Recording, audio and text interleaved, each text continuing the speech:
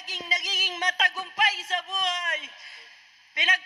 Ako po si Sister Lani de la Cruz ng Barangay in Charge. Naging 2 beses po ako naging secretary, treasurer at coordinator po ng Barangay. Brother Mike, maraming salamat po. Pinagpalang gabi po. Brother Michael, Doc Franklin, Brother Rene, Sister Cherry at Con Michael. Maraming salamat po dahil patuloy po kayong ginagamit ng Panginoon. Ako po, ang Barangay chapter po ay 37 years na po. Na napakarami pong tao na tunay na pinagpala na bago ang buhay patungo sa Panginoon. Isa po kami doon. Kami po ay, nung hindi ko pa po nakikilala ang Panginoon, ang lagi ko pong bukang bibig, mahina ang aking loob.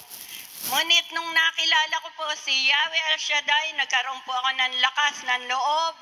At ang mga hindi ko po inaasahan na mangyayari sa buhay namin ay naganap.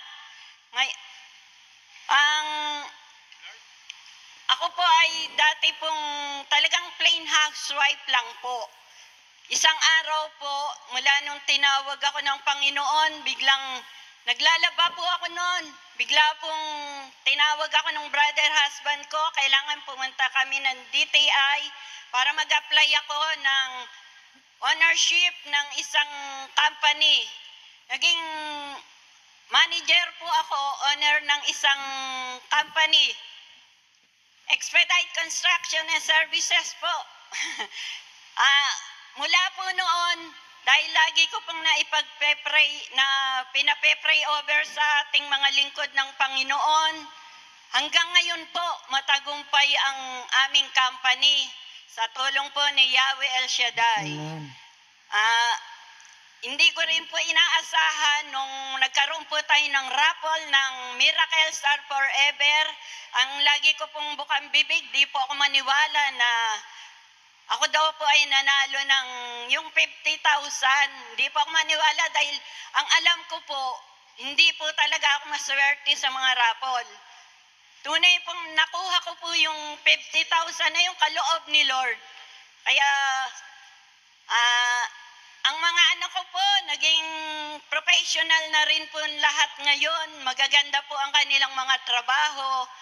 Ang brother husband ko po na dati, siyang pumipigil sa akin na huwag masyadong maging active dahil kailangan laanan ko din ng oras ang aming family.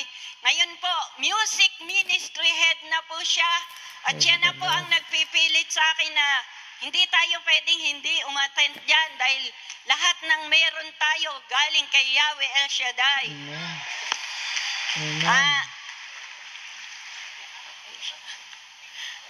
Napakarami pong blessing ni Lord. Di ko na po dati po, ang usapan namin ng brother husband ko, away dito, sama ng loob dito.